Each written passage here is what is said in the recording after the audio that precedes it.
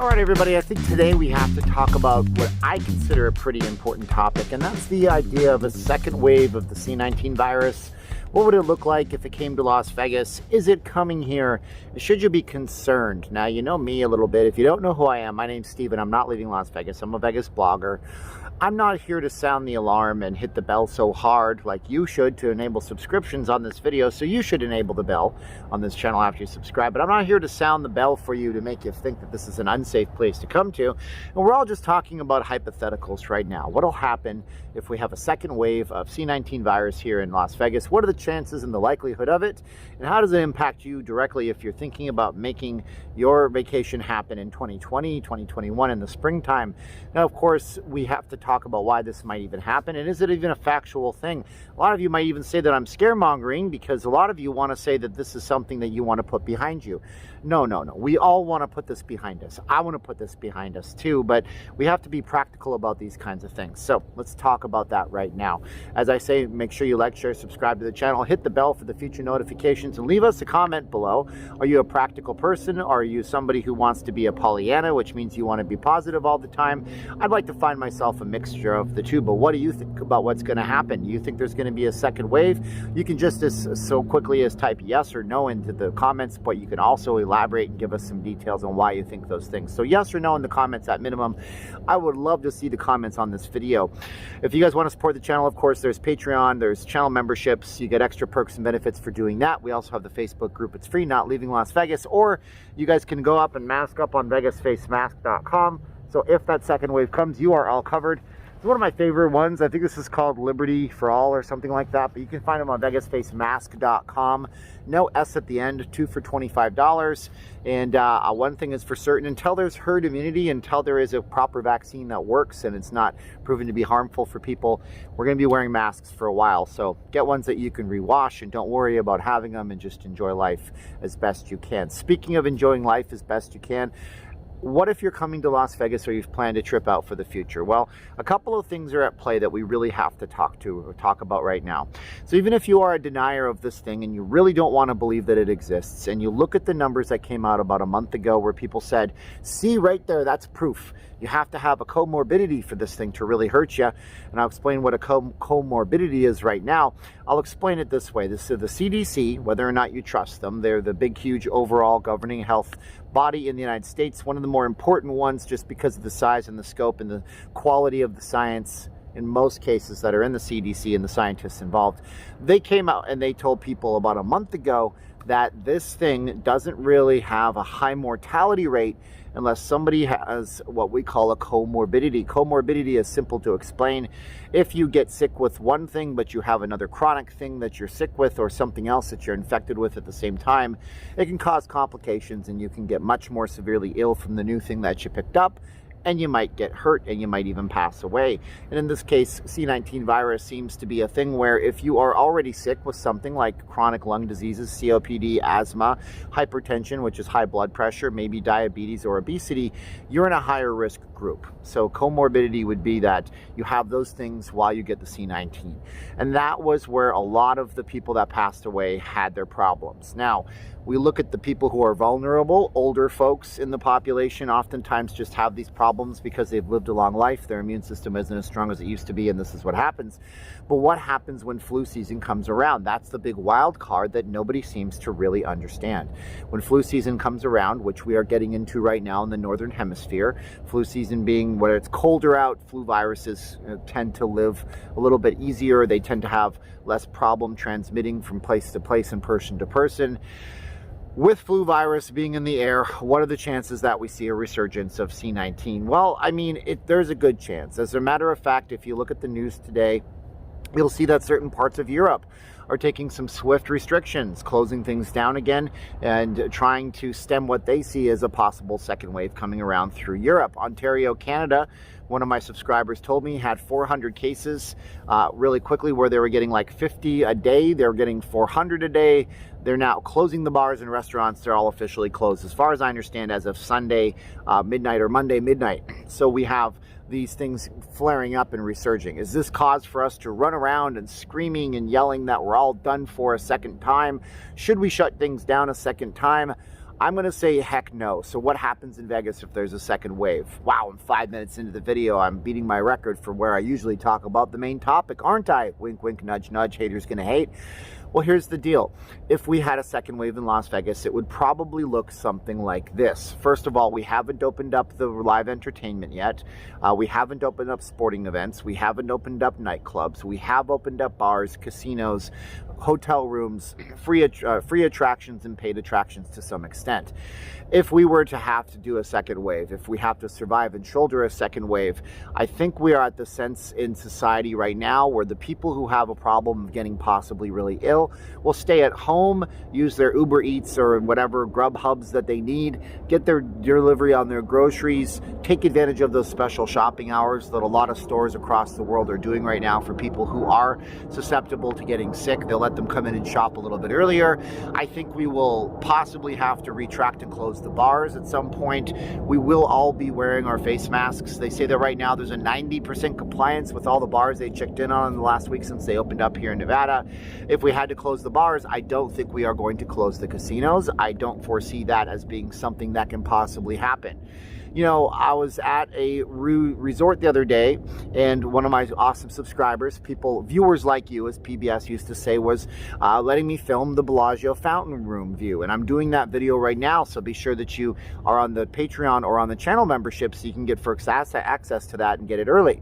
And when the housekeeping staff came in, they said, you know what, we would like to clean the room. He said, sure. They said, we can't do that while you're in the room. You have to leave the room, vacate the room, sir.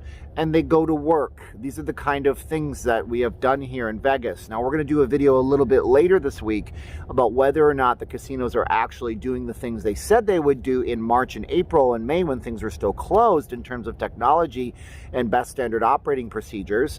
That's a whole nother video for another day. But right now, it seems like we have a system down that would negate the idea that Vegas had to close again entirely for another 78 days.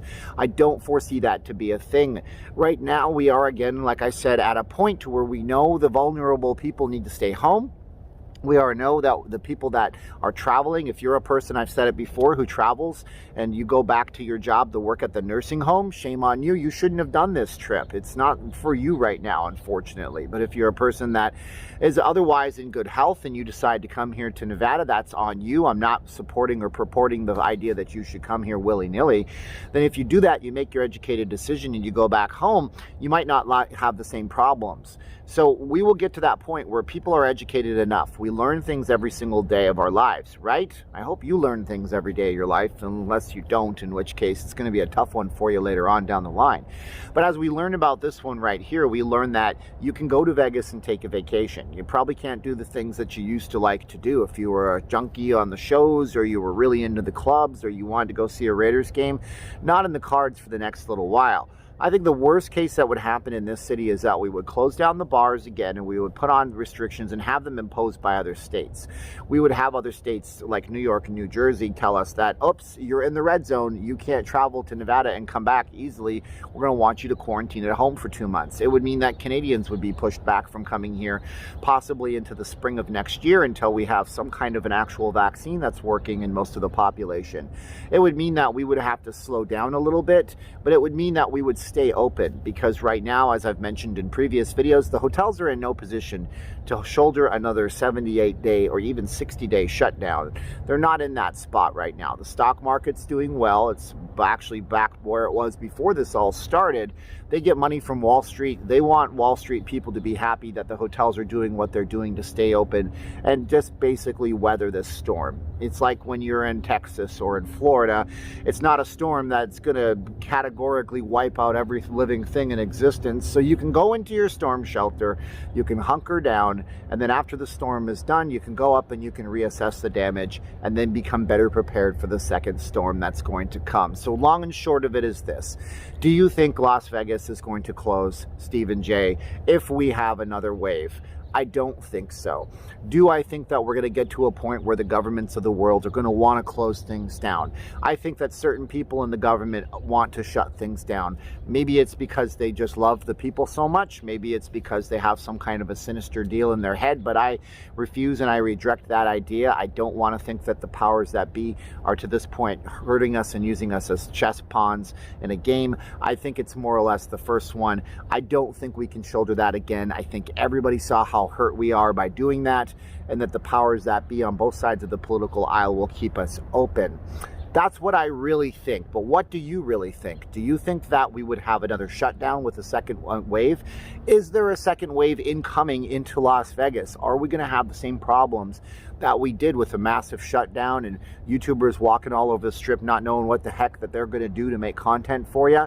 I know I'll always make content for you. I'll try to do the strong content the best I can, and I do live streams all the time. So if you haven't done so, you should probably like, share, subscribe to the channel. You should hit the bell for the notifications, and you should know that no matter what happens, I got your back with the major Las Vegas news, with doing fun interactive videos with people on the strip during live streams, and with doing travel videos that I hope are getting better and better as we go on with edits and everything like that. So make sure you join us here on the channel. It's called Not Leaving Las Vegas. I guess we call this the YouTube show that we have. Now's the time of the video where I promote a little bit and tell you guys, you know, YouTube channel memberships. Patreon is a great way to support. The Not Leaving Las Vegas Facebook is a free way to support. We also have VegasFacemasks.com, the only two that you'll ever need. So even if we have a second wave incoming and you need this to just try to stem the damage that can be done, these things do work to a certain extent. Look at the science. Don't listen to the haters. Haters gonna hate. Remember that all the time. VegasFacemasks.com. Notice at the end. Now's the time of the video where I say 3, 2, 1, click. Thank you guys for being with me here today. It's an honored. I'm so honored that you watch these videos. Share this with somebody. 3, 2, 1, and click.